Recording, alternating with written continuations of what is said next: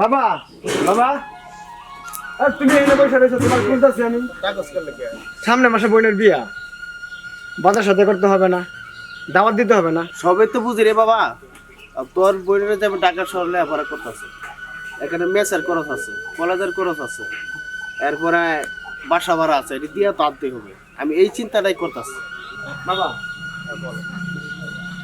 তুমি এগুলো নিয়ে কেন চিন্তা করতেছো? আমি এসব নিয়ে চিন্তা করবো না। ঢাকা তোমার 25,000 টাকা ভাড়া দিব মাই আনতে যান।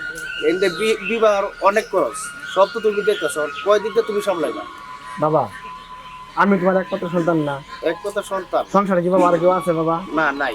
তাই বাবা তুমি কেন চিন্তা করো? আমি তো আছি বাবা। বাবা উঠো তো বাবা। আমি চিন্তা করবো না, চিন্তা করবো কেন বাবা? সব তো তোমার উপরে। এখন এক ঢাকা শহর 25,000 টাকা ভাড়া দেবো, এটা মিলাইতে হবে। এটা বিয়ার খরচ, অনেক খরচ না। দাওয়াত দাওয়াত দিবা, এই টেনশন আমার মাথা আর কিছু কুলাইতেছে না বাবা তুমি এগুলো নিয়ে টেনশন করো না, আমি তো আছি, আমি সব দেখতেছি, আমি সব দিব বাবা। আচ্ছা ঠিক আছে বাবা, আমার তো আর কিছু করার নাই, শেষ বয়স আমার। বাবা এগুলো কিছু দেখবে না, উঠো তো, উঠে যাও। আচ্ছা চলো। বাড়িতে চলো, আয় বাবা তুমি এগুলো বাবা চিন্তা করো না বাবা। বৌমা, ও বৌমা, জি বাবা। মায়েরা একটু ফোন দাও না। অনেকদিন ধরে আমি ফোন দিয়ে ফোন করে না, আমার সাথে কথা বলে না। তুমি একটু ফোন দিয়ে দেখো না মায়েরা কি অবস্থা। আরে বাবা, আপনি কোনো টেনশন করেন না। হয়তো পড়ালেখার চাপে ও ফোন ধরতে পারে না, আপনি এত টেনশন করেন কেন? আচ্ছা সমস্যা নাই, আমি ওর সঙ্গে কথা বলবো নি। আমার মনটা অনেক খারাপ হয়ে গেছে, মেয়েটা অনেকদিন ধরে ফোন দিতে হয়। তুমি একটু ফোন দিয়ে দাও না মা। আচ্ছা বাবা ঠিক আছে, আমি ফোন দিচ্ছি, ওর সঙ্গে আমি কথা বলতেছি। আচ্ছা ঠিক আছে মা, তুমি ফোন দাও। বাবা তুমি ফোন দিয়া একটু দেখি। আচ্ছা বাবা, আপনি কোনো টেনশন করেন না। আচ্ছা, ঠিক আছে বাবা। আমি খোঁজ খবর ঠিক দিব মনে। 10টা না 5টা না একটা মাত্র ননদ, যদি খোঁজ খবর না নিই ভালো হয়। আর বাবা তো ঠিকই বলছে, কয়েকদিন ধরে ফোন দিতেছি, ফোনও ধরে না, ও কেউ সঙ্গে কথা বলে না, কি করবো? আচ্ছা ফোন দে।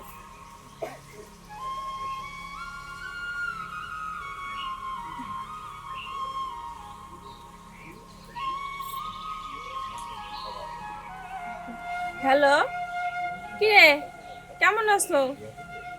হো, যাক, আমরা তো দোয়া করি তুমি সব সময় ভালো থাকো। আর ফোন দাও না কিসের জন্য? আর তোমার জন্য সবাই টেনশন করে। তুমি এর কাছে বাবাই ফোন দিতেছে, তুমি ফোন ধরতেছো না। বাবাই কতক্ষণ পর পর আমার কাছে আসে যে বৌমা একটু সাথীকে ফোনটা দাও না।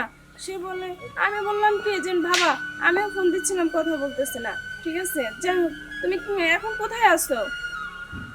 ও, কলেজে? আচ্ছা ঠিক আছে, সমস্যা নাই। তুমি কলেজে ঠিক মতো যাও আর পড়ালেখা ভালোভাবে করো। আর তুমি কবে আসতেছো? ও, 4-5 দিন পরে? ঠিক আছে আইসো।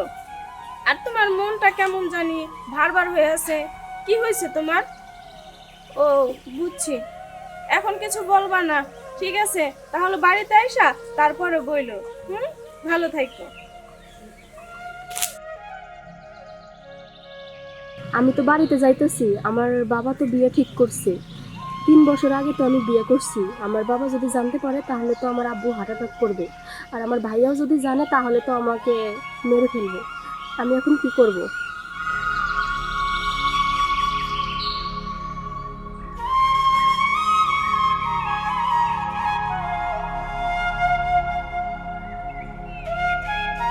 ভাবি, ভাবি, আরে সাথী, তুই আইসোস? কোনো অসুবিধা হয় নাই তো? না ভাবি। আচ্ছা ভালোই হয়েছে তুই আইসোস। জানোস তোর জন্য বাবা কত টেনশন করে, আর তোর কথা মনে কর সব সময় বলে। বৌমা, বাবা বাবা। দেখেন কে আসছে। তুমি আইছো মা? হ্যাঁ বাবা। তুমি আমার ফোন ধরে দেখো। কি ছিল কি? বাবা আমার হচ্ছে ফোনের সমস্যা হয়েছিল, তাই জন্য কথা হয় নাই। আচ্ছা বাবা যাই হোক, এখন সাথী আইছে, আপনি একটু বাজারে যান, কিছু কিনে কেটে নিয়ে হ্যাঁ, আসেন। আমি এখন যাইতেছি মা। আমি বাজার থেকে বড় দিকে মাছ আনি, মাংস নিয়ে আসি। হ্যাঁ আচ্ছা বাবা যান। আচ্ছা ঠিক আছে। তা তুমি বাইরে নিয়ে বাসায় যাও। হ্যাঁ আচ্ছা ঠিক আছে, চল তুমি আমার সাথে এখন ঘরে চলো। হ্যাঁ ঠিক আছে ভাবি, চলো। আচ্ছা।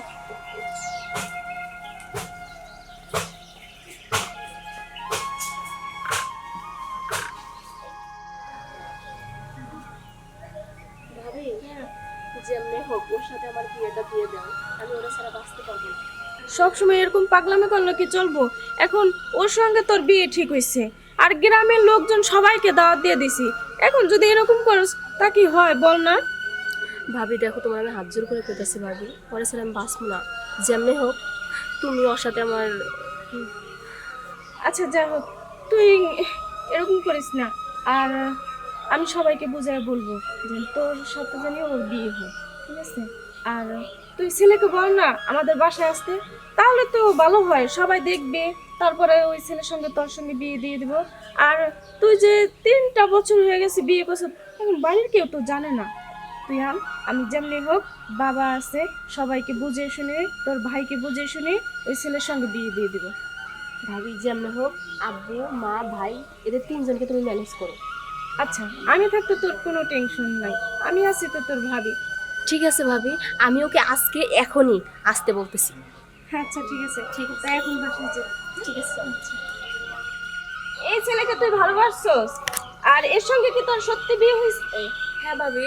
তোরা দুজন এত বড় একটা ভুল কাজ করে ফেলেছস, সেটা আমরা কেউ জানতে পারলাম না। ভাবি যা করছি ভুল হয়ে গেছে, এখন তো আপনি গার্জিয়ান, এটা তো আপনি যে কোনো একটা মীমাংসা করে দিতে হবে না। এখন দেখেন ভাবি, যে যাবে হোক আমি ওরে ছাড়া পারবো না ভাবি। এখন যেভাবে কলম কিনে এটা কি করলি?